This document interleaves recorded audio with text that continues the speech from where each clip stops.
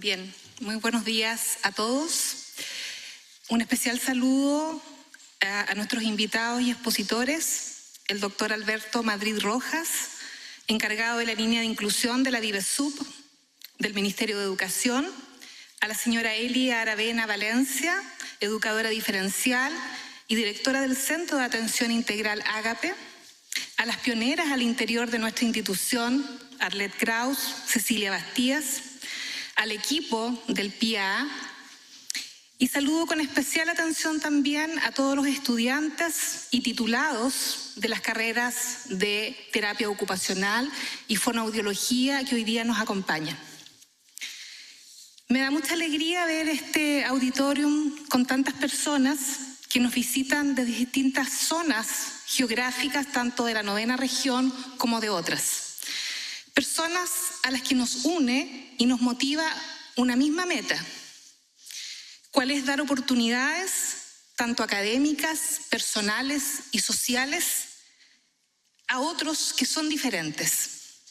Desde el año 2016 hemos recibido como Universidad de la Frontera 8 estudiantes que declaran trastorno del espectro autista, 6 varones y 2 mujeres. Lo que concuerda con lo que dice la literatura respecto de la prevalencia del TEA, que se da más en el sexo masculino que en el femenino.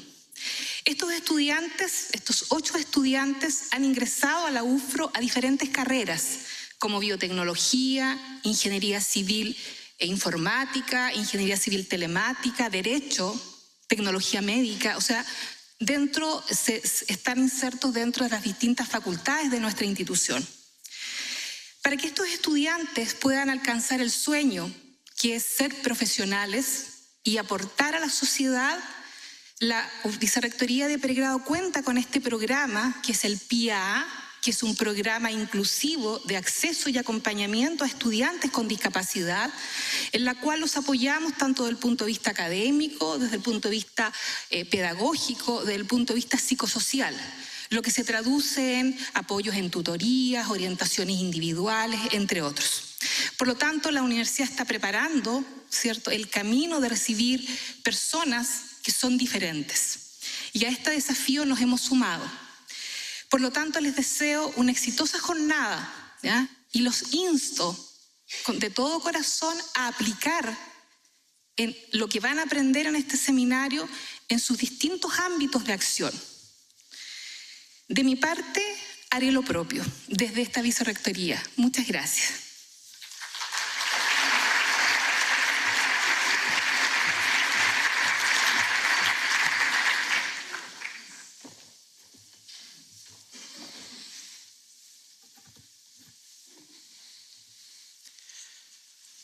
A continuación, queremos compartir con ustedes un video que relata las experiencias de algunos estudiantes que participan en el programa de inclusión UFRO y también de algunos directores de carrera.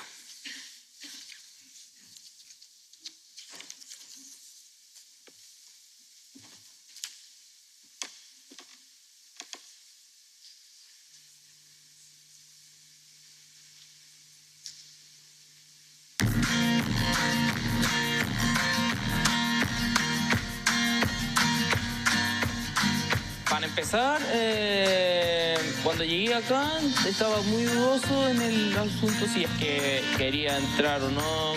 Hablé con los psicólogos que tenía y de repente, por algún casual motivo, decidí integrarme al grupo PIA por cualquier motivo. Y debo reconocer lo que me ha servido mucho, puesto que además de que me ayudaron con mis problemas personales y problemas psicológicos, también ha sido parte.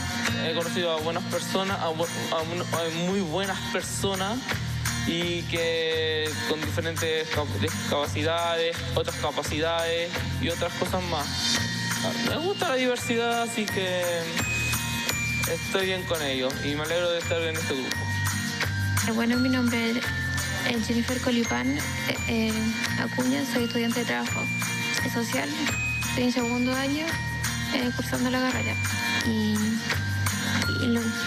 el apoyo que me ha dado el grupo PIA, el apoyo de el apoyo docente, que ellos hablan con mi profesor, con cada profesor para que, se adapten a mí y me entiendan y me apoyen lo que, las asignaturas correspondientes. Y lo otro es la accesibilidad, el cambio de sala, los espacios, las mesas que estén adecuadas, a mí, que se me haga más fácil el estar acá. Hemos trabajado bastante vinculados, digamos, con algunos de estos profesionales para identificar, por ejemplo, el tema de cómo hacer las evaluaciones, conversar con los profesores, o conversar también con los estudiantes y también con personas del PIA para orientar el desempeño académico de nuestros estudiantes.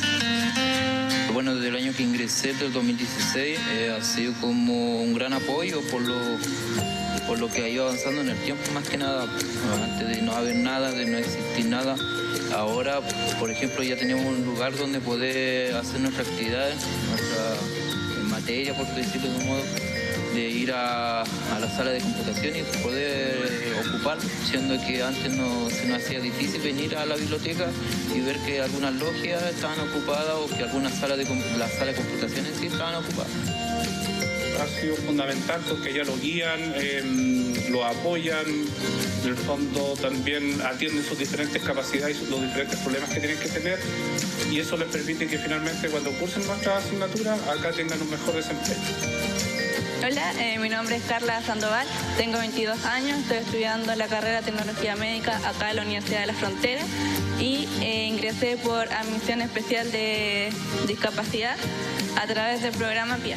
El programa PIA me ha apoyado tanto emocionalmente o orientándome dentro de la universidad, y también he conocido a varios compañeros que tienen distintos tipos de discapacidad y darme cuenta que también no soy la única que tiene problemas. Ha sido de gran importancia porque el PIA ha brindado como el apoyo de que hay un grupo de equipo pendiente en uno. Entonces, y que uno sabe de antemano que puede contar con ese equipo, de que se atreva a contar sus realidades y que no tema en pedir apoyo, porque siempre hay. Y si no lo encuentras a la vista, siempre va a haber alguien que te va a guiar a encontrarlo.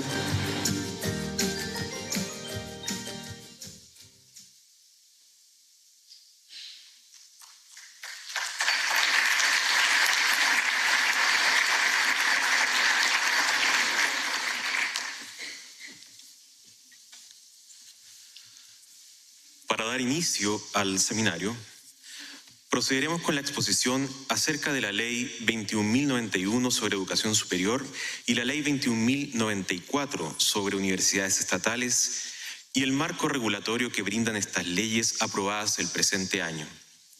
Exposición presentada por el profesional encargado de la línea de inclusión de la División de Educación Superior del Ministerio de Educación, doctor Alberto Madrid Rojas. El doctor Alberto Madrid Rojas es licenciado en Pedagogía Escolar de la Universidad Complutense de Madrid, donde también tiene un diplomado en Resolución de Conflictos. Además, estudió un máster en Comunicación y Cultura y un máster en Formación de Profesorado en la misma casa de estudios, realizando también un doctorado en Formación Continua y Permanente del Profesorado. Dejamos con ustedes al doctor Alberto Madrid Rojas.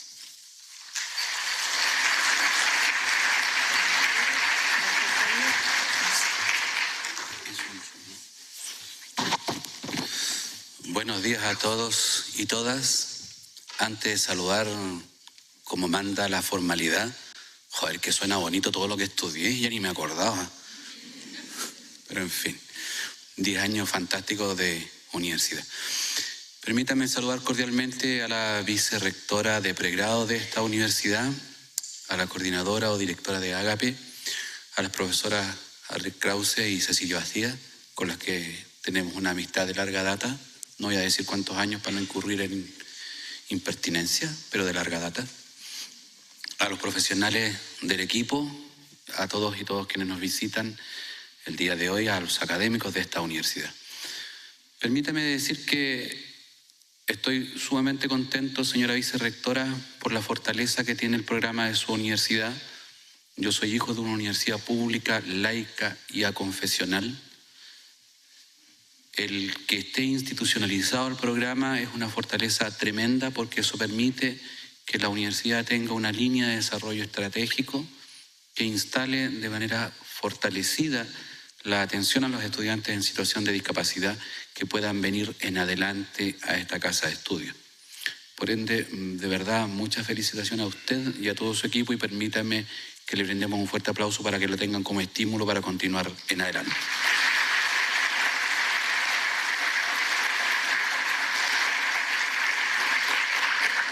Cuando me pidieron que hiciera una referencia a lo que es las nuevas leyes de educación superior que tenemos en el país, creo que es importante contextualizar cómo hemos llegado hasta acá.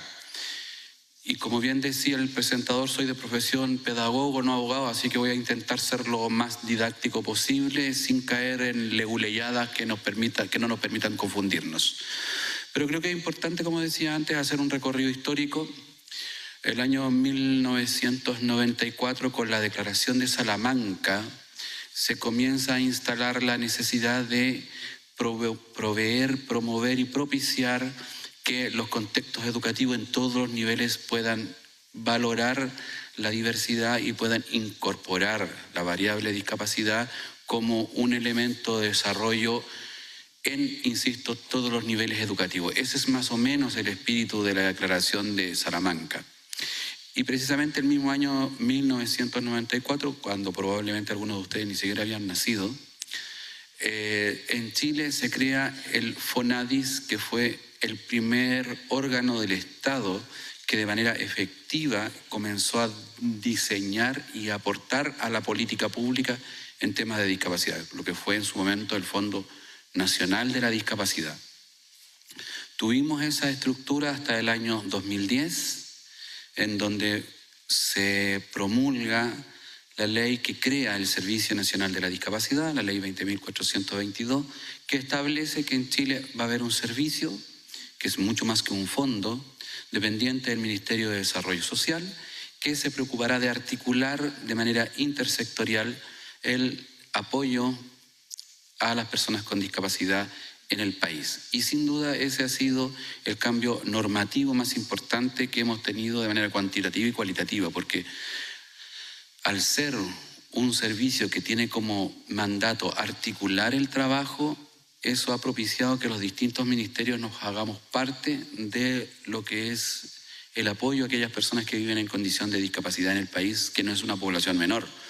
Consideren ustedes que el segundo estudio nacional de la discapacidad dice que en Chile alrededor del 20% de la población vive en condición de discapacidad. Me acabo de acordar que tengo que ir hablando pausado para que el intérprete, ¿es él o la intérprete? Ya, la intérprete me pueda ir siguiendo, porque si hablo con la prisa del día a día va a ir un poco agobiada. Entonces, claramente el SENADIS, que ha sido para nosotros como Ministerio de Educación una contraparte formidable, ha venido a instalar la variable de discapacidad en todos los ministerios. Y este marco normativo que ha ido propiciando mejores condiciones se ha ido desarrollando con el tiempo junto con los compromisos internacionales que Chile ha firmado y a los que ha adscrito. Y aquí ya tenemos un cambio de paradigma muy importante cuando Chile firma la Convención Internacional de los Derechos de las Personas con Discapacidad, puesto que en su artículo 24 la Convención en el espíritu, insisto, voy a hablar del espíritu, no de la literalidad, el espíritu señala que los Estados partes deberán crear y apoyar niveles educativos inclusivos en todos los niveles. Y cuando dice deberán y en todos los niveles, usted entenderá que deberán no es trate de hacerlo, procure hacerlo o enróllese por favor y hágalo. No, hágalo. Es un mandato. Y en todos los niveles claramente se explicita que es desde la educación preescolar hasta la educación superior. Ese compromiso que Chile asumió cuando firma la Convención Internacional de los Derechos de las Personas con Discapacidad ha tenido un recorrido esperanzador. Claramente esperanzador. Yo pienso que es preferible que veamos el vaso lleno, porque si lo miramos más vacío es posible que algunos se suiciden, yo también entre otros, porque ciertamente aún existen brechas y barreras muy importantes, pero desde ahí ya tenemos algo de lo cual poder comenzar a avanzar de manera significativa. Y la Convención viene a apoyar de manera importante, o la Ley de Discapacidad del 2010 viene a apoyarse en la Convención, puesto que en el artículo 39 de nuestra Ley 20.422 dice: el Ministerio de Educación cautelará la formación a lo largo de la vida de las personas con discapacidad. Yo hubiese esperado que el Ministerio de Educación se preocupara desde lo legal de una manera más taxativa. Yo hubiese esperado que hubiese dicho el Ministerio de Educación deberá. Pero bueno, por lo menos dice cautelará, lo que claramente es un avance. Y por eso estoy aquí, porque ellos me pagan los pasajes, el viático y esas cosas. Y continúa diciendo la ley: las instituciones de educación superior deberán crear mecanismos de acceso, adecuación de materiales, y viene a decir que deberán de preocuparse porque las condiciones para que las personas con discapacidad accedamos a las instituciones estén dadas. Y esas condiciones pasan ciertamente de cuestiones complejas, como pueden ser la adecuación de la infraestructura, el material, la capacitación, la sensibilización, el cambio cultural, hasta el proceso más crítico, que puede ser el acceso, progreso, permanencia y egreso de estos estudiantes. ¿Por qué digo crítico? Porque no basta con que tengamos un acceso definido, que es importantísimo ciertamente, porque si ni siquiera tenemos el acceso definido va a estar fastidiado que en adelante puedan transitar con éxito. Pero es muy importante, por eso destacaba la acción de esta universidad que tenga un dispositivo, es muy importante que exista un proceso de acompañamiento, porque claramente las personas con discapacidad necesitamos de ajuste oportuno que nos permitan desarrollar toda nuestra carga académica con equidad y en igualdad de oportunidades y en igualdad de condiciones que el resto del estudiantado. Perdón por ser un poco autorreferente, pero si cuando yo estuve en la universidad, mi universidad no hubiese tenido lectores de pantalla, que es con lo que trabajamos los ciegos para acceder a las nuevas tecnologías, por mucho que yo me hubiese involucrado en mi proceso formativo, no hubiese estado en igualdad de oportunidades que mis compañeros. O, en su defecto, si en la universidad no está el ascensor dispuesto para que una persona usuaria de silla de ruedas pueda llegar a su aula, tampoco va a estar en igualdad de oportunidades. Entonces, ciertamente, propiciar estas condiciones son las que hacen que los estudiantes puedan prosperar significativamente, avanzar y egresar, insisto, desde la perspectiva del derecho con equidad y en igualdad de oportunidades. Por eso me parece que es significativo que dejemos claro que los ajustes no es una cuestión de voluntad, sino una cuestión de derechos, para, insisto, que no solo el sujeto pueda prosperar con éxito, sino también la nación, porque las personas con discapacidad podemos participar y debemos participar en todos los ámbitos de la nación y podemos ser productivos más allá de tener o no tener una discapacidad. A veces se me confunde el rol de profesional con el rol de activista, pero me van a perdonar ustedes a esta hora de la mañana, normal que se me confunda. El recorrido normativo que tenemos en términos de lo más actual también ha venido a resolver algunas dificultades. Por ejemplo, la ley Zamudio. La ley Zamudio tiene una fortaleza tremenda y extraordinaria, puesto que probablemente sea el marco normativo que con mayor fuerza sanciona de manera explícita cualquier situación de discriminación arbitraria por la condición de un sujeto. Y en el artículo 2 de la ley señala precisamente esto, que se entenderá por discriminación arbitraria cualquier conducta de particulares u órganos del Estado que discrimine por diversas condiciones de migrantes, de afiliación política, de pueblos originarios o de discapacidad. Y el que señale discapacidad nos viene a entregar el respaldo que hasta antes no habíamos tenido, porque antes hablábamos del derecho que nos asistía, pero ahora tenemos una ley que dice que además del derecho que nos asiste, podemos impetrar en algún momento la normativa que dice esto de no discriminarnos.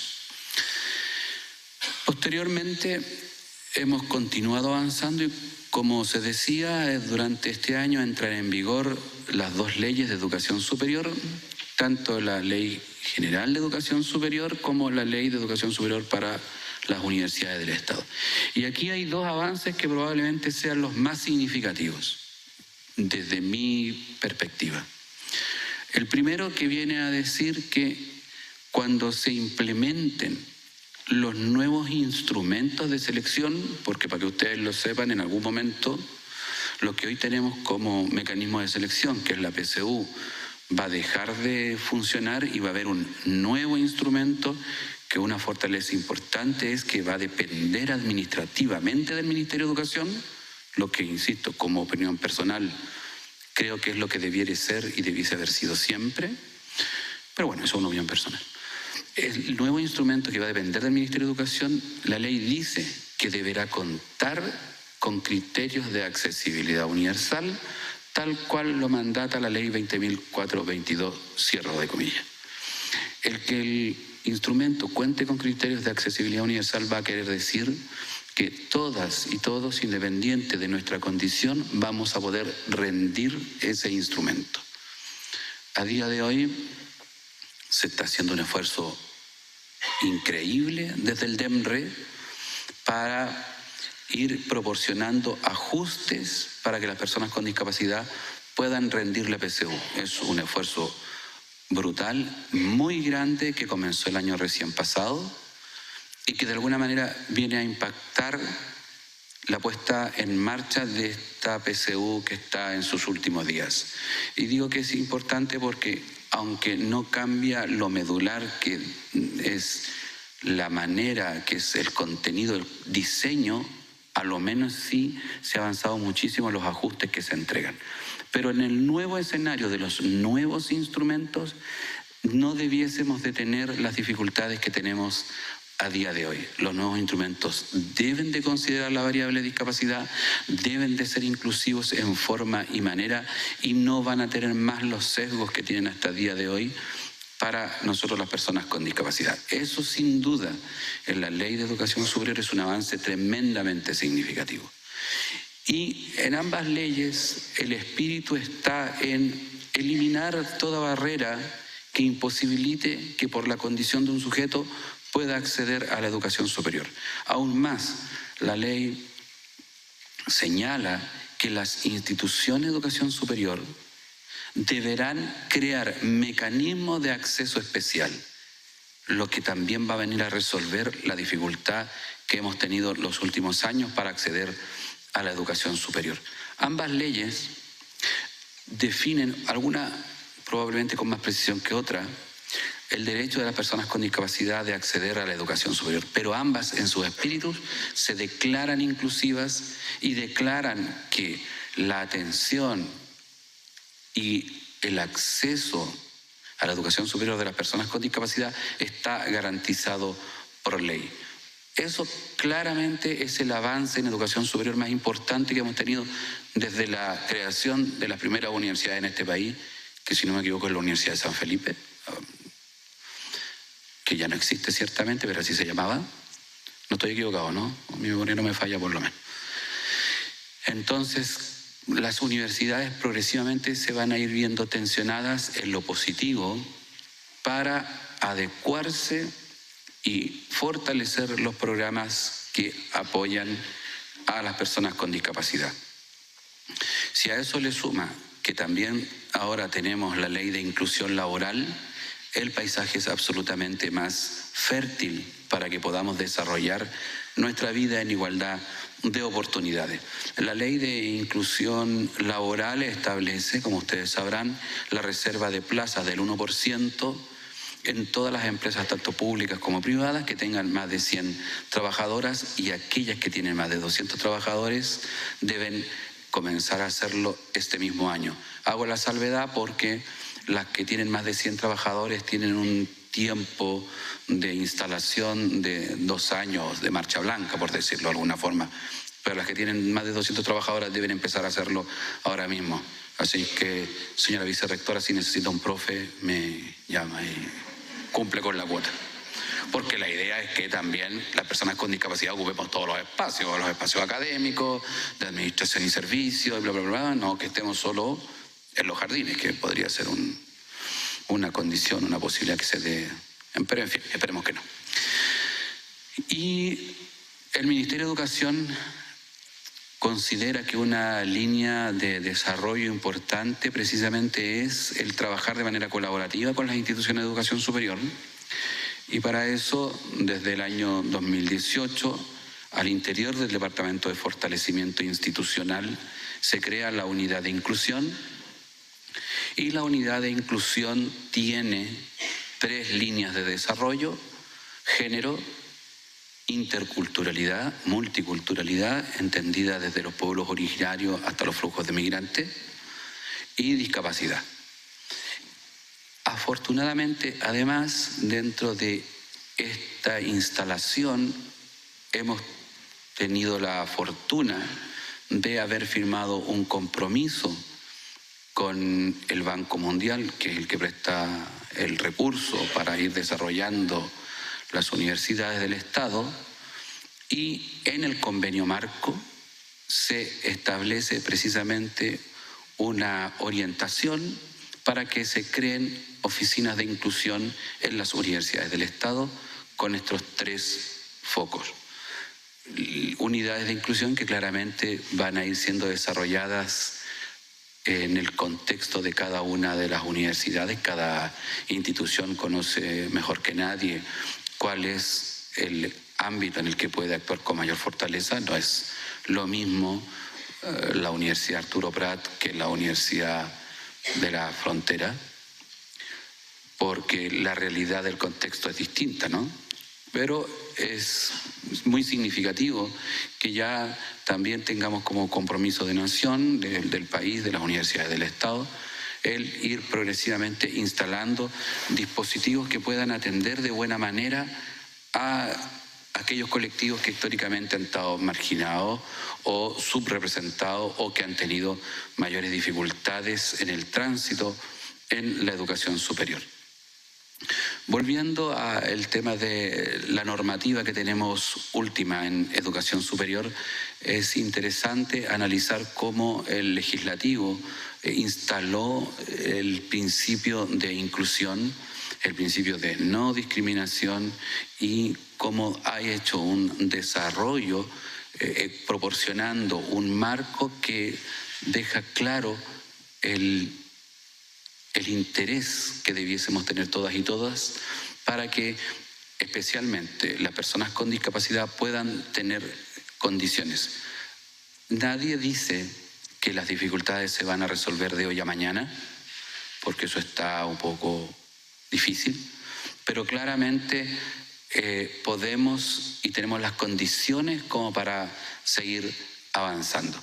Acá hay universidades que tienen una trayectoria importante, hay otras que están comenzando, pero si de manera colaborativa vamos haciendo transferencia de conocimiento, de transferencia de tecnologías, va a ser más fácil el camino.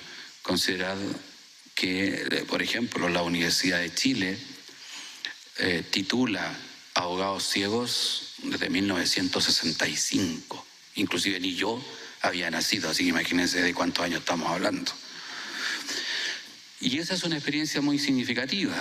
La Universidad Católica de Chile está titulando también personas ciegas en la carrera de psicología hace 15, 17 años atrás. Y así podríamos seguir enumerando cómo el paisaje progresivamente ha estado más propicio y del cual tenemos que aprender. Y por eso también es significativo que desde el Ministerio de Educación se haya impulsado desde el año 2010 la creación de una red de instituciones de educación superior inclusivas, en donde la profesora Krause ha participado activamente y majaderamente, también tengo que decirlo, porque me llama todos los días, o me llamaba cuando estaba en el país. Alberto, ¿sacaron la resolución? No, todavía no, venga mañana. En fin, no voy a contar más, Arlet, para que no lo sepan sus autoridades. Pero ha sido un gran apoyo, ¿no?, en la red de educación superior inclusiva, porque nos ha permitido ir socializando lo que estamos haciendo desde política pública, ¿no? Y el trabajo que se hace al interior de la red, como decía antes, apoya los distintos estadios de desarrollo en temas de apoyo a estudiantes con discapacidad. Otra cosa que creo importante comentarles para que lo vayan preparando es que este año también se abrió la línea de los emprendimientos estudiantil, los FDI, línea estudiantil, en donde nuevamente está la variable discapacidad instalada como un eje de desarrollo para que ustedes, los estudiantes, puedan presentar proyectos. El monto sigue siendo el mismo, un monto mínimo de 2 millones y un monto máximo de 10 millones de pesos. Y un elemento importante a destacar también es que el año recién pasado se adjudicaron 17 proyectos en la línea discapacidad de emprendimiento estudiantil por un monto de más de 100 millones de pesos, y lo que me pone más contento es que el proyecto de los 600 y pico proyectos que se recibieron, el proyecto mejor evaluado fue un proyecto de la línea de discapacidad de la Universidad San Sebastián, que obtuvo un 7 sobre 7. Entonces, como pueden ver ustedes, hay espacios para que podamos también desde los estudiantes ir avanzando en acciones para el apoyo a sus iguales, a sus compañeros. La línea de emprendimiento estudiantil es una línea bastante amplia y flexible, es la línea de discapacidad, en donde cabe desde la preparación de un campeonato de baby fútbol hasta la preparación de un seminario, de un cortometraje, de cualquiera de las acciones que los estudiantes puedan emprender. Nosotros en el Ministerio estamos avanzando en el trabajo colaborativo, como decía antes, con Senadis, con la JUNAEV. Estamos trabajando también de manera activa con la repartición que tiene que ver con las infraestructuras de las universidades, porque aquí tenemos edificios que son patrimoniales que se requieren intervenir y que no es fácil porque tenemos una normativa en lo que es el patrimonio, pero afortunadamente todo es posible de intervenir hoy para que se puedan suprimir las barreras arquitectónicas. Piense usted que más patrimonial que el Coliseo de Roma no hay, y en el Coliseo en Roma hay un ascensor desde la plataforma superior hasta la arena. Entonces, si eso es posible de intervenir, todo es posible de intervenir, y la DIVAN, que es la dirección que se encarga de este tipo de cosas, tiene una línea de trabajo con el Ministerio, así que si acá tenéis alguna dificultad con un edificio patrimonial, nos escriben y nosotros les podemos apoyar. Solo me queda desearles una formidable jornada y agradecer infinitamente a todos los que están trabajando para que las condiciones de igualdad de oportunidades y de equidad para las personas con discapacidad se sigan fortaleciendo en esta región, gracias a aquellos que tienen un compromiso personal y que han puesto todo su entusiasmo, gracias a las universidades, a las autoridades de esta universidad. Ánimo, el camino tiene sus complejidades, pero es posible hacer. Que tengan muy buen día.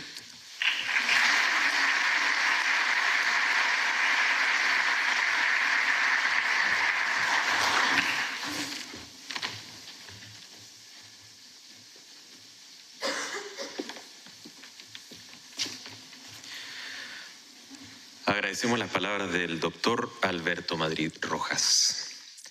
A continuación, procederemos con la exposición de la Fundación Ágape acerca del trabajo que desarrollan desde hace 13 años en la región respecto a la atención del autismo, trastornos del lenguaje y la comunicación, Esta presentación será dictada por la directora de la Fundación Agape, señora Eli Aravena Valencia.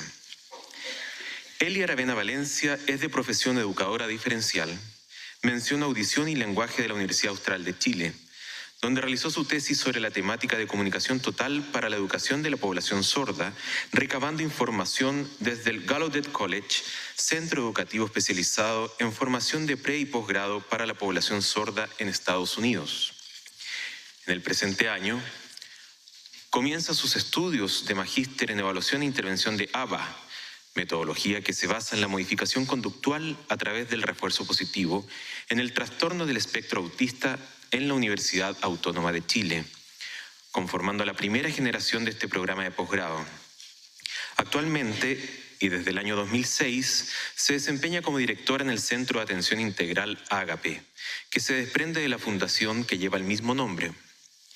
En este contexto, se ha dedicado a formar y resguardar el desempeño técnico del equipo para brindar la fidelidad a las intervenciones que desarrollan con niños y jóvenes que presentan diagnóstico de dificultades referidas a la comunicación social.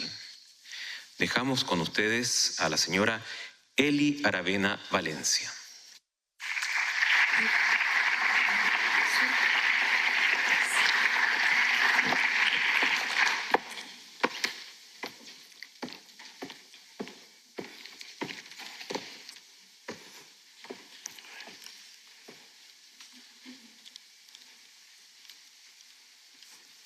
¿Escucha? ¿Sí? Bueno, primero que nada, agradecer la gentileza de la invitación a la universidad. Son algunos años de experiencia. Quiero poder un poco transmitir esa experiencia.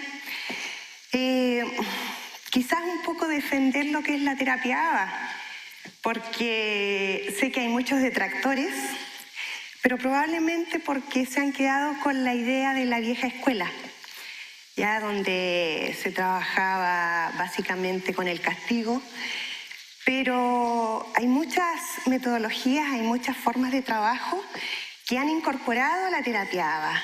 Hablamos del método Denver, hablamos del método Teach, hablamos del PECS. Entonces sí, de alguna manera yo quiero defender lo que es ABA, porque ha sido el sustento de nuestro trabajo, ha sido el sustento de los logros que hemos tenido, y quiero poder transmitir un poquito de qué se trata esta metodología de trabajo. Si bien es cierto, trabajamos con niños pequeños, pero también hemos abarcado una población adolescente y también de jóvenes. Incluso en algunas oportunidades hemos trabajado con algunos adultos. ¿Ya?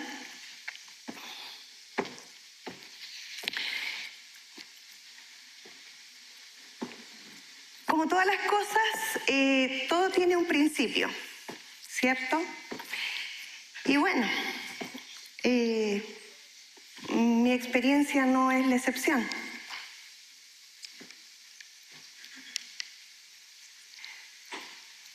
Parte de mi formación profesional conlleva toda una vivencia y una experiencia.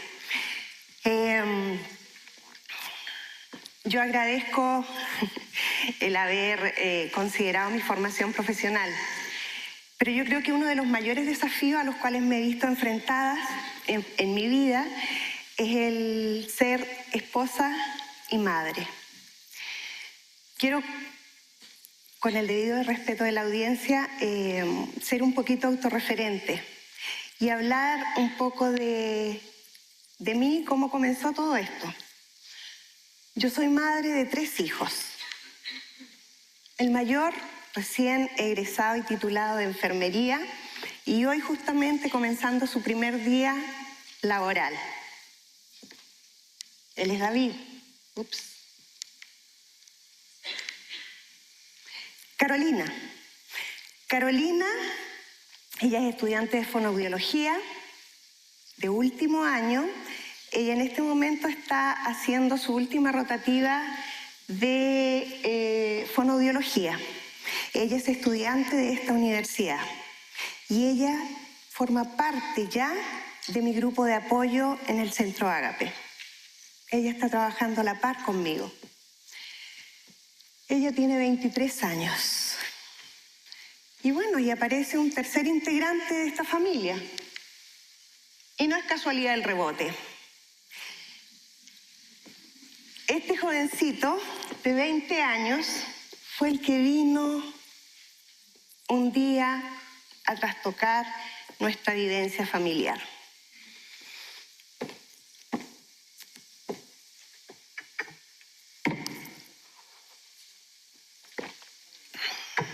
En mi vida profesional, yo conocí o tuve oportunidad de conocer a 2 personas, 2 familias, cuyos niños ahora yo pienso y sí tenían trastorno del espectro autista.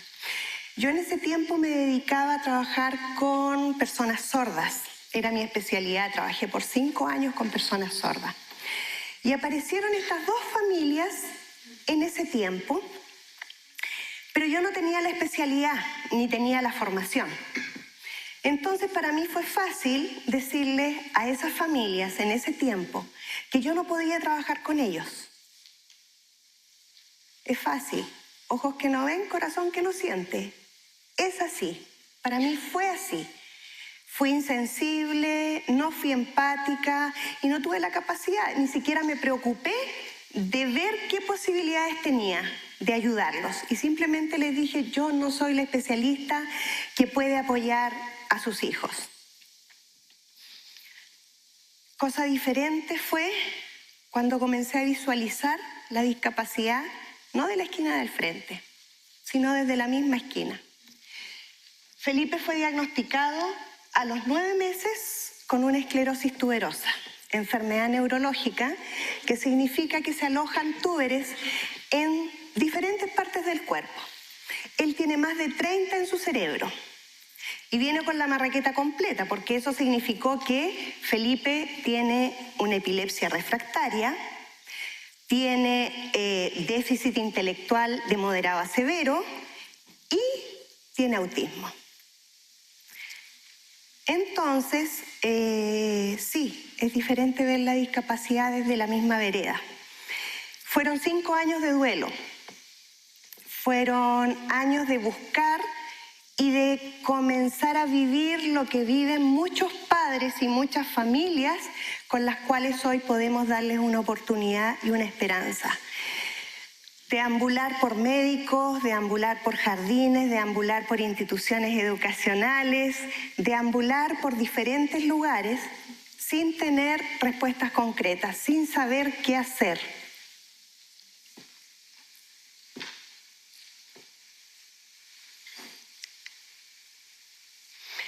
La respuesta para nosotros fue la escuela especial, lo que significaba desde los 2 años hasta los 26 años y después, no sé, por lugar en la casa o hacer alguna actividad manual o participar de algún taller. Esa era mi opción, mi posibilidad, las sugerencias de mis propias colegas. ¿Ya? ¿Qué pasa ahora en la escuela regular? Por la ley 20.201, que procura el mejoramiento en la calidad de la educación y oportunidades para las personas con necesidades educativas especiales, hay más posibilidades, hay más esperanza, hay alternativas. Pero ¿qué es lo que ha pasado y qué es lo que nosotros hemos visto?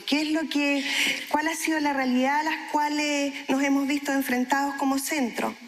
Que si bien es cierto, nuestros niños tienen la posibilidad de integrarse a un centro de educación regular, los mismos profesores, las mismas asistentes de aula necesitan la formación, necesitan las sugerencias, necesitan la orientación para saber qué hacer con nuestros niños dentro de sus aulas.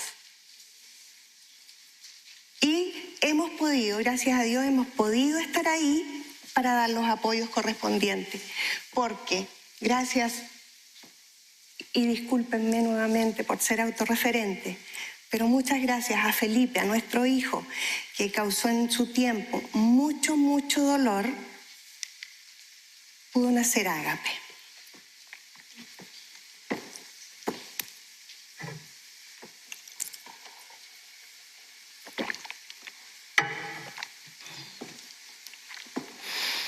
Ágape es un centro de atención integral para los trastornos del espectro autista. Hemos sido pioneros. Hemos aprendido de nuestros errores, seguimos aprendiendo de nuestros errores, pero hemos encontrado que la base de la terapia, la base de la intervención para los trastornos del espectro autista es a través de la terapia ABA. Podemos incorporar otras terapias, no estamos ajenos a eso. Tenemos una visión holística de la intervención, pero la base inicial hemos procurado que sea a través de esta metodología. Y ya les voy a explicar por qué. Terapia ABA es modificación conductual o análisis del comportamiento aplicado. Es el análisis que se realiza del comportamiento humano.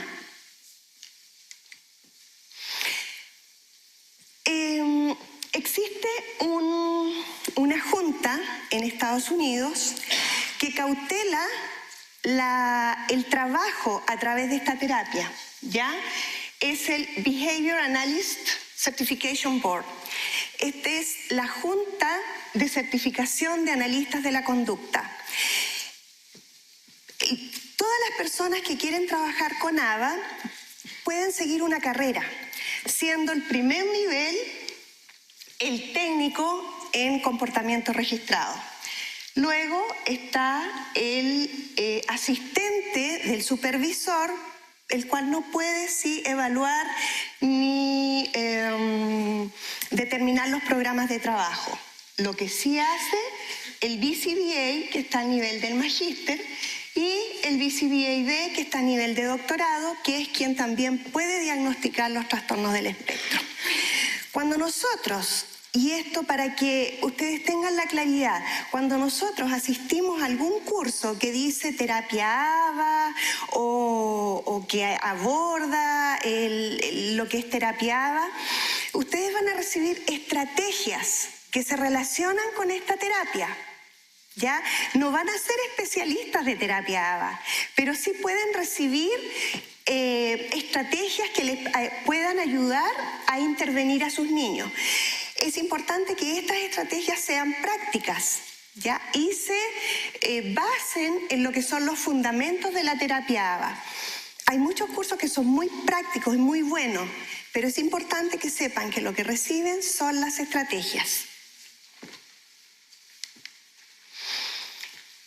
Al hablar de la profesión como terapeutas ABA, como terapeutas registrados, podemos ver que en el mundo hay 49.000 aproximadamente certificados en esta terapia. ¿Ya? En RBT, los técnicos,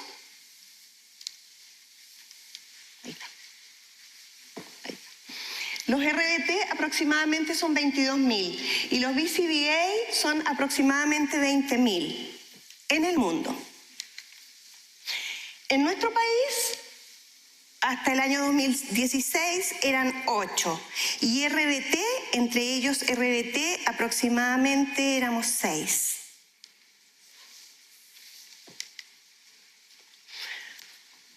¿Qué es lo que es el análisis aplicado de la conducta?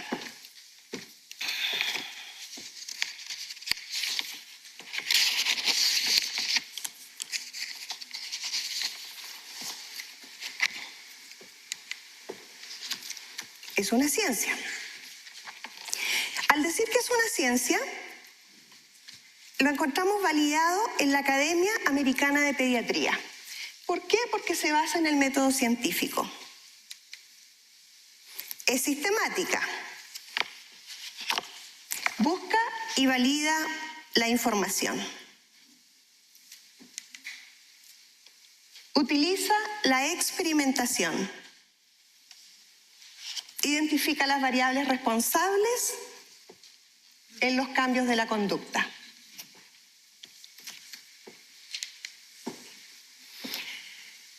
Y también la relación entre las conductas mejoradas producto de la intervención. O sea, ABA es una relación directa de una modificación de conducta producto de la intervención. Si no ocurre una modificación de conducta, no es ABA. Y la conducta que nosotros tomamos para modificar tiene que ser una conducta de significado social. Muchas veces el motivo de consulta de los padres es no porque tenga dificultades adentro del núcleo familiar, porque dentro del núcleo familiar aprendemos a convivir con nuestros hijos, con o sin necesidades educativas especiales. No hay problema, nos acostumbramos. Pero ¿cuándo comienzan las dificultades? Cuando en el colegio los padres comienzan a ser llamados una y otra vez. La conducta que está manifestando el niño tiene un significado social. O cuando los padres no pueden salir a restaurantes tranquilos porque el niño no los deja comer. O cuando tampoco pueden ir a un restaurante porque no se mantiene todo el tiempo sentado o tira todas las cosas. Entonces, la conducta a la cual nos vamos a abocar es una conducta de significado social.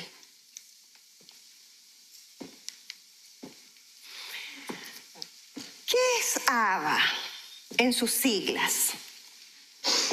Análisis. ¿Análisis de qué? Un análisis entre los eventos que ocurren en el ambiente y el cambio de conducta. La conducta nunca nace por sí sola. Siempre hay una razón de ser. Eso de que le dio una pataleta de la nada, nunca es así. Siempre hay una razón, siempre hay una función. Conducta, ¿qué es una conducta? Es algo que todos hacemos, son nuestras acciones. Pero ojo, esta conducta tiene que tener un requisito. Tiene que ser observable y medible. Y aplicada. Y esto es súper importante porque ¿para qué modificamos conducta? O sea, la conducta va en relación a la familia, para que la familia pueda tener una mejor calidad de vida, también. Pero principalmente para que el sujeto con el cual estamos trabajando tenga una mejor calidad de vida, sepa adaptarse a su entorno, pueda comprender su entorno y pueda interactuar dentro de él. Ese es el objetivo y ese es el propósito. Mejorar su calidad de vida y por ende mejorar la calidad de vida familiar. Decíamos, ¿qué es lo que es conducta? La conducta humana es la manifestación de todo lo que hacemos. Es lo que somos, es lo que hacemos. ¿Y cómo se manifiesta esto? Cuando queramos definir lo que es una conducta, es súper importante que ésta sea observable, medible y objetivizable. Siempre tenemos que en ABA tener claro que cuando definamos una conducta, esta tiene que ser medible, observable, cuantificable. Vamos a ver algunos ejemplos. Si queremos definir una conducta, tenemos que hacer el test del hombre muerto. ¿Cuál es el test del hombre muerto? Si el hombre muerto lo hace, no es conducta. ¿Qué hace el hombre muerto? ¿Qué hace el hombre muerto? Nada. Entonces significa que si el hombre muerto lo hace, no es conducta. El hombre muerto no hace nada. Vamos a poner un ejemplo. Hay un día de lluvia y yo salgo al patio donde sea y me mojo, me comienzo a mojar. Dejo que la lluvia me moja. ¿Eso es una conducta?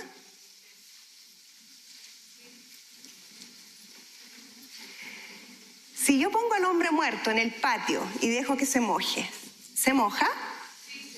¿Es conducta? No es conducta entonces. Diferente es si yo voy o estoy cerca de un lago, me acerco y me echo el agua en la cara.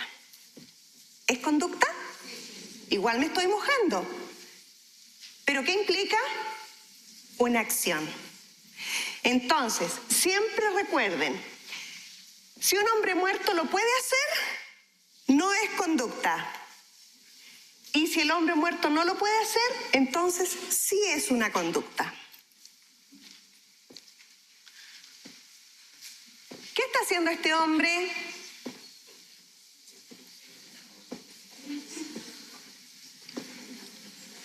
¿Tienen ideas? ¿Qué está haciendo?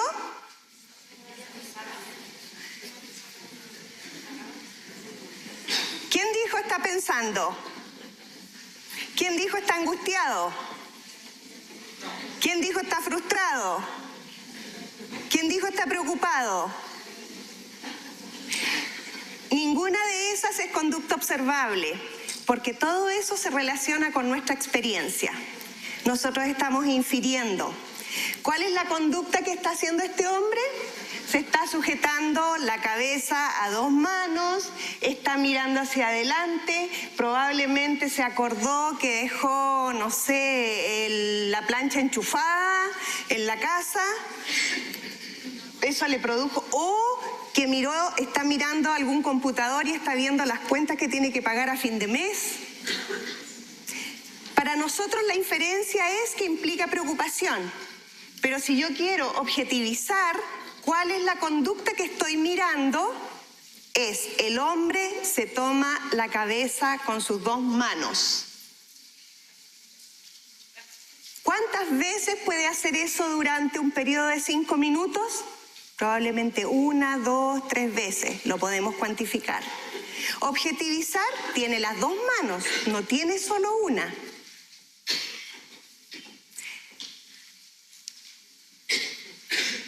¿Qué observan ahí? La niña se está riendo, está mostrando los dientes y está levantando los pulgares de ambas manos. ¿Sí?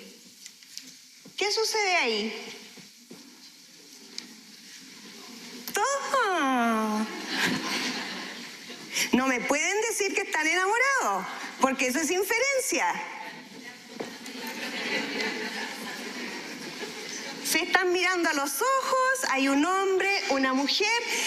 A ver, yo creo que aquí el señor Madrid podría ser una buena fuente de objetividad.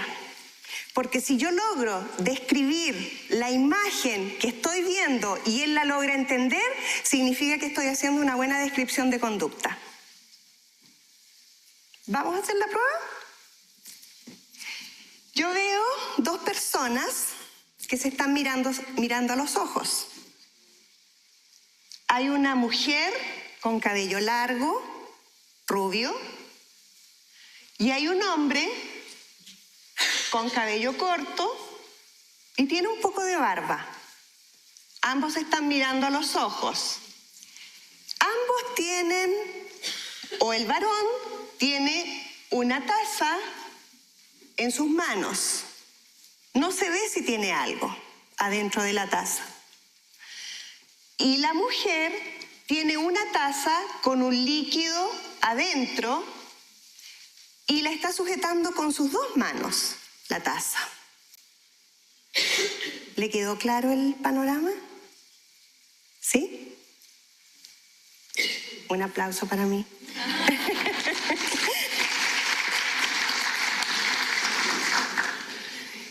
¿Qué vemos ahí? Objetivicen, objetivicen. Hay un hombre que está mirando hacia su izquierda, tiene su mano izquierda en la boca y su mano derecha cruzada sobre su pecho y tocando el antebrazo izquierdo. Ese hombre tiene barba y está mirando hacia un lado izquierdo. No se ve qué está observando. No podemos decir que está preocupado, porque esa es una inferencia nuestra, de acuerdo a nuestra experiencia. Ahora, ¿a qué voy o a qué vamos con todo esto en ABA? Es que simplemente registremos lo que vemos, no lo que creemos que sucede. Es súper importante. Y a través de este análisis de conducta podemos determinar qué es lo que provocó esa conducta y qué podemos hacer para intervenir sobre eso. Y aquí es donde definimos o determinamos las variables. Y las variables son las que podemos modificar para realizar los cambios pertinentes para que se modifique la conducta. Características de la conducta. Lo que les mencionaba.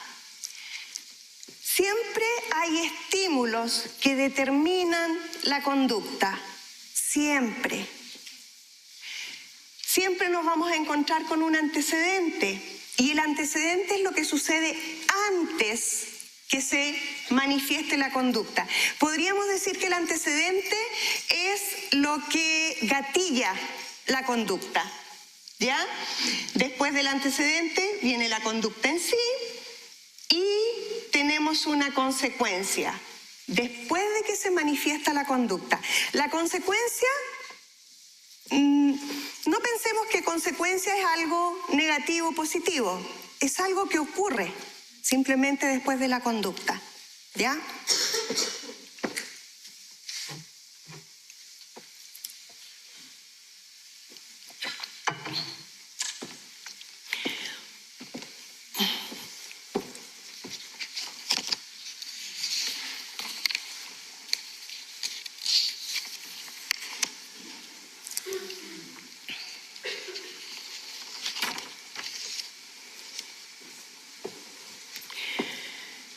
Ejemplo. Aquí vamos a poner algunos ejemplos relacionados con, quizás con nuestra temática.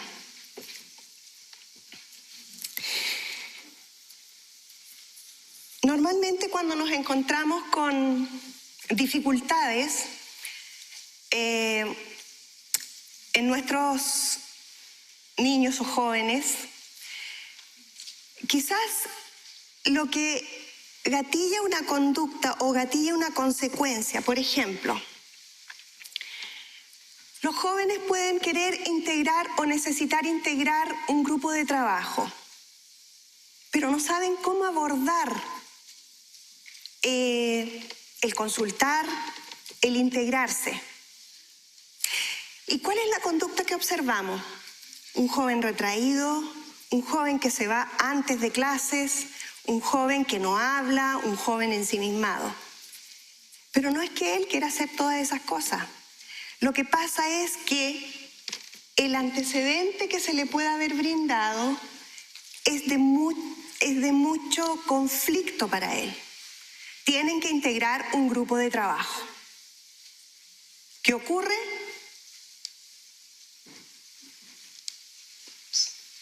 ¿Cuál es la conducta producto de ese antecedente? Se va de la clase. ¿Y cuál es la consecuencia? No integra ningún grupo de trabajo, está solo. Ahora, ¿qué es lo que nosotros podríamos hacer? Intervenir en esos antecedentes, prevenir la conducta que nosotros sabemos que va a ocurrir. Otra circunstancia. Necesita solicitar un libro en biblioteca o necesita solicitar un espacio en biblioteca. ¿Cuál es el antecedente? Esa necesidad de solicitar algo. ¿Cuál es la conducta? Nerviosismo, tartamudez, no voy, no logro conseguir libros, no logro conseguir el material que necesito, no logro preguntar, y la consecuencia, nuevamente, no realizo mi trabajo. Y eso se ve un desmedro de las competencias académicas. ¿Qué tendríamos que hacer? Intervenir en esos antecedentes. Empezar a trabajar estrategias, role-playing, para ensayar cómo lo tiene que hacer.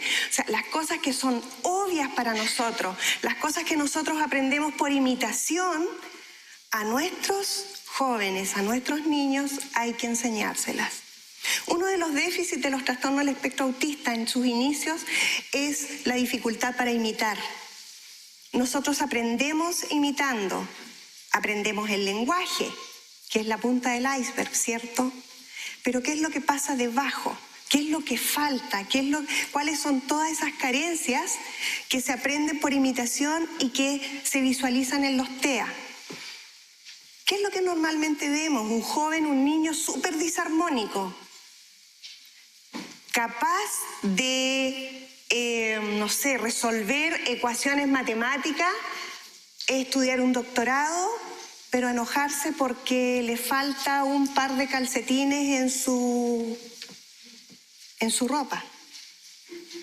O ser súper desarrollado en lo que es los idiomas, ser políglota, pero no ser capaz de ir a pedir un libro a la biblioteca o no tener las habilidades, porque no es por capacidad, es por una falta de habilidad que aún no se ha tenido la oportunidad de desarrollar. No tiene la habilidad para, acercarse a su grupo de compañeros y pedir ayuda. O, como les decía, políglota o doctor, pero tener dificultades sociales importantes. Tenemos que trabajar en los antecedentes, prevenir lo que pensamos que pudiera tener una consecuencia no como la esperada. Es que yo lo dije en clases, es el profesor. Perdón si hiero susceptibilidad, no es mi intención. Yo lo dije en clase, pero ese decir en clase es lo que ocurre con nuestros pequeños. La profesora, el profesor entrega la orientación, la dirección, las instrucciones a nivel general, a nivel global. Pero el niño no es que tenga déficit atencional, es que no tiene desarrollada la capacidad o la habilidad para poner atención cuando se está dando la instrucción a todo el grupo. Entonces, tenemos que desarrollar esas habilidades, esas competencias. Hay 4 funciones de la conducta, tanto en jóvenes, en niños, en todos nosotros. Reaccionamos o respondemos por 4 razones. Por búsqueda de atención, tenemos una conducta buscando atención y aquí podemos poner, a la polola que se pone celosa y no le mira más al pololo. ¿Qué está buscando? Atención. Tangible. Por búsqueda de un tangible. Típico el niño que va al supermercado y va directo a la parte de los juguetes y la mamá le dice que no.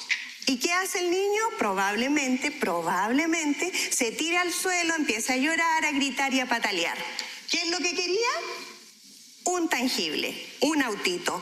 O puede querer Doritos, o puede querer papas fritas, qué sé yo. O el teléfono celular, que es súper usual de ver. Lo otro, otra función de la conducta es por escape. ¿Qué sucede ahí? Cuando los niños se ven enfrentados a demandas escolares, tienen que escribir, el dictado, o tienen que escribir de la pizarra. ¿Qué que es lo que generalmente nos encontramos. Y el niño o se empieza a derretir en el asiento y empieza a caer, o empieza a deambular.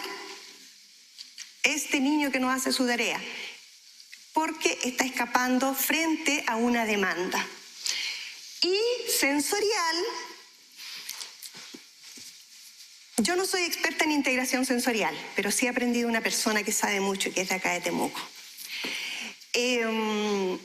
Y ella me enseñaba que cuando los niños andan trepando por los lugares, por los sillones, por las mesas, o andan dando vuelta en la sala de clase, deambulando, o son esos típicos niños que corren por los pasillos y ¡pah!, se tiran en el suelo y no sienten dolor, eso es por búsqueda sensorial y necesita ser trabajado por un especialista.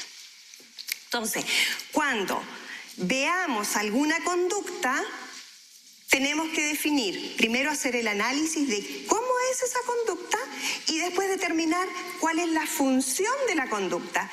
¿Por qué el niño, el joven, el adulto está determinando, está haciendo una u otra conducta? O es por atención, o es por algún tangible, por escapar, o es por alguna necesidad sensorial. Dentro de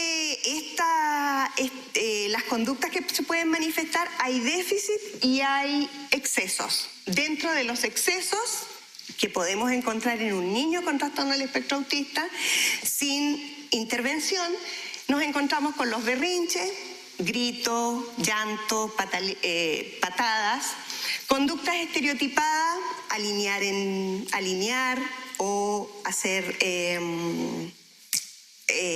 torres, agresiones y autoagresiones, pegarse a sí mismo, pegarle a otro, y la autoestimulación. Los típicos aleteos, balanceos, mirar o pasar los dedos frente a los ojos, mirar las luces y mover la cabeza, esas pueden ser autoestimulación, ¿ya? En esos excesos tenemos que trabajar. Y también en los déficits. Normalmente los déficits, comunicación social, interacción, pero interacción, ojo, con reciprocidad. Interacción, lo que significa el compartir con otros. Autoayuda y juego, que son los aspectos en donde se observa mayores déficits en los trastornos del espectro autista. Yo les hablaba anteriormente que dentro de la profesión del ABA están las BCBA, que son las encargadas de evaluar. Y normalmente ellas utilizan dos instrumentos, uno más preferido que otro. Y entre ellos podríamos encontrar estos dos. Es el BBMAP, que es evaluaciones de lenguaje, habilidades de lenguaje, sociales y aprendizaje. Esta evaluación tiene alrededor de 170 ítems, ¿ya? Y evalúa al niño desde 0 a 48 meses. Pero perfectamente podemos evaluar a niños que son mayores, por lo que les decía, el desarrollo disarmónico. Y esto nos da una pauta, una base excelente para poder sistematizar los contenidos a trabajar con los chicos. ¿Ya? Lo mismo el ABLE-CR, que no es tan favorito porque tiene alrededor de 500, 550 ítems para evaluar. Pero ambos son muy buenos. El objetivo de la terapia ABA: incorporar nuevas habilidades y generalizarlas. Es súper importante la generalización. Yo no saco nada que el niño trabaje espectacular conmigo a nivel de sesión. Lo que a mí me interesa es que yo le enseñe, el niño lo pueda generalizar a nivel de familia, a nivel de escuela, a nivel de restaurante, a nivel de supermercado, a nivel de todos los contextos en los cuales él se desenvuelve. Y disminuir las conductas no deseadas. Si están estos objetivos, hemos logrado una excelente intervención. Capacitar para la autonomía y destrezas individuales, entregar estrategias de comunicación incorporando o incrementando el lenguaje verbal. Ojo, en ABA se habla de conducta verbal y la conducta verbal es todo lo que conlleva interacción y reciprocidad social. También hace la diferencia con lo que es lenguaje oral, que es el habla. No todas las personas con trastorno del espectro autista desarrollan el lenguaje oral, o si tienen palabras, no son funcionales para su comunicación o interacción. Entonces, sí se enfatiza en la comunicación o el lenguaje verbal, que es todo lo que permita una buena interacción con otro y la reciprocidad social. Entonces, aumentar destreza de motricidad fina y gruesa, favorecer el desempeño académico. Académico a nivel prebásico, a nivel básico, a nivel universitario. Incorporar habilidades básicas e instrumentales. Yo les hablaba de la necesidad de trabajar en los antecedentes, que es lo que provoca una determinada conducta. Tenemos niños o tenemos jóvenes que tienen muchas habilidades y su desarrollo ha sido disarmónico, pero les cuesta mucho lo que es incorporar las habilidades básicas. Es súper necesario y ABA lo aborda de esa forma. Cuando trabajamos, cualquier sea la habilidad que yo quiero desarrollar, tenemos que dividirla en pequeñísimos pasos.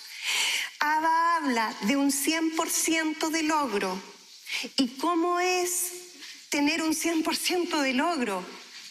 Con las ayudas que yo pueda dar. 100% de ayuda.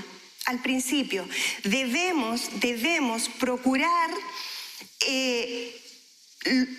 tener un sentido o lograr un sentido de logro y eficacia en nuestros chicos. Muchas veces la autoestima está muy por el suelo. Al dar las ayudas necesarias, favorecemos el sentido de logro y de eficacia en ellos. Tenemos que incorporar, en este caso, las habilidades básicas e instrumentales. Y en esto las básicas requiere el autocuidado, higiene mayor y menor, alimentación, vestuario. E instrumentales, la vida en el entorno. Al trabajar estas tareas, tienen que hacerse análisis de tarea. Y al hacer estos análisis de tarea, cada paso tiene que lograrse por separado. ABA no es solo o no se utiliza solamente a nivel educativo. ABA se utiliza en muchos otros ámbitos de la sociedad. Para que no nos quedemos con ese estigma, ese estereotipo. ABA es solo para los niños y los niños con TEA. No es así. ¿O ustedes trabajan gratis todo el mes? ¿A quién le gusta trabajar gratis todo el mes? Ya lo vamos a contratar por allá entonces. Todos necesitamos nuestro refuerzo. Todos necesitamos nuestro refuerzo. A fin de mes recibimos nuestro sueldo, ese es nuestro refuerzo. No, ABA es de condicionamiento. ¿Alguno de ustedes se pasa una luz roja cuando va caminando? ¿O va en auto, digo? ¿Alguien pasa una luz roja?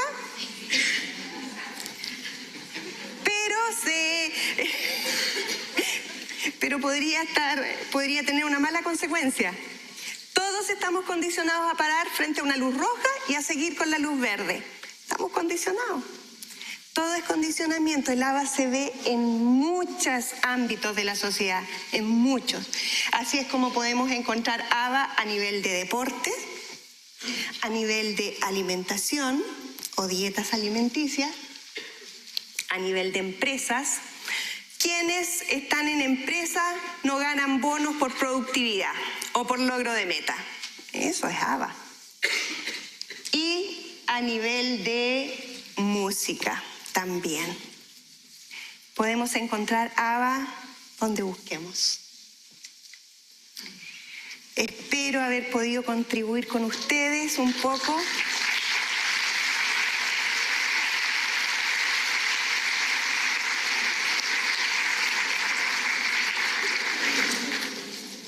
Ese fue mi refuerzo, yo voy a querer volver. Así es que muchas gracias, espero haber contribuido un poco en lo que es esto. 45 minutos es muy poco tiempo para todo lo que se puede hablar de ABA, pero dejo en ustedes la inquietud y la inquietud de formarse, la inquietud de seguir estudiando, la inquietud de seguir buscando. Muchas gracias.